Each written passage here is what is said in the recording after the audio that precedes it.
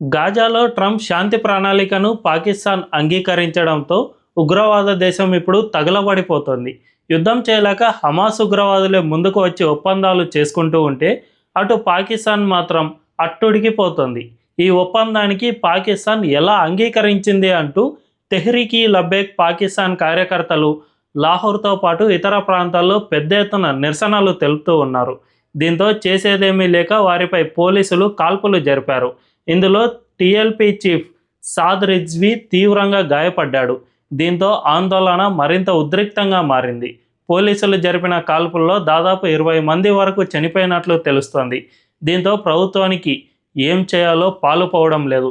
వెనువెంటనే ప్రభుత్వం ఉన్నత స్థాయి మీటింగ్ ఏర్పాటు చేసింది. అయినా కూడా పరిస్థితిలో మార్పు రాలేదు. ప్రస్తుతం పాకిస్తాన్లో ఓవైపు బలూచిస్తాన్ ప్రజలు, మరోవైపు ఖైబర్ పఖ్తూన్ఖ్వా ఉగ్రవాదులు, పీఓకేలో ప్రజలు, ఇప్పుడు పాలస్తీనా మద్దతుదారులు అందరూ ఆ దేశానికి వ్యతిరేకంగా పోరాటం చేస్తూ ఉన్నారు.